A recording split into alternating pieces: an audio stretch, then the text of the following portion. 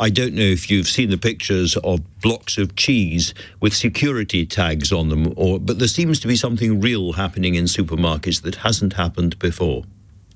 It's very rare that I weep when I read a newspaper article. Well, sometimes if they're egregiously wrong, I might be tempted to.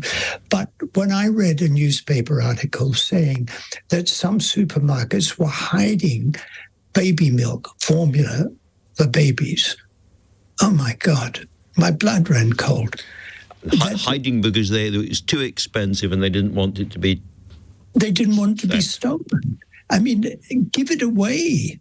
Give it away if people can't afford to buy formula to feed their babies and infants. So they're hiding it to make sure it doesn't get stolen. Oh, my goodness. What have we come to? And people who work, professionals who work with families with young children say that the young children not being fed proper formula, if they're not being breastfed, the interval between meals is being stretched out. My God, what are we storing up for the future? So you'd say this is a kind of national shame at the moment, what's happening?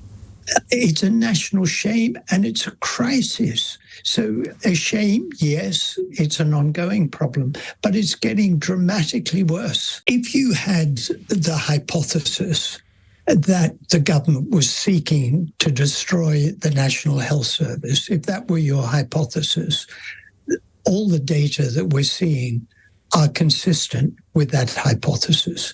They may say, no, that's not what we're seeking to do. But if you look from 2010, waiting lists started to increase. Not just the pandemic, not just the war in Ukraine, from 2010. So in the period pre-2010, waiting lists came down, satisfaction with the NHS was high, spending on the NHS went up at about 3.8% per year, up to 2010. That 3.8% increase per year went down to about 1% increase per year. Waiting lists started to climb and climb and climb. 150,000 vacancies for doctors and nurses. Failure to pay doctors and nurses properly. Yeah. It's a recipe for making the NHS fall over. Are we stumbling or sleepwalking towards a privatised healthcare system, do you think?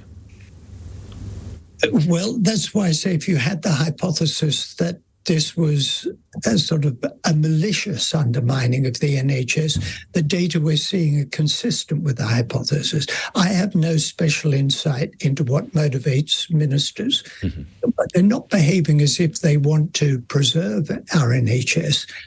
And if you go back to the Commonwealth Fund, which does regular comparisons of healthcare systems in 11 countries, the NHS always used to be number one. And equity of access, number one, the best performed. And we're slipping down the rankings. It's a tragedy.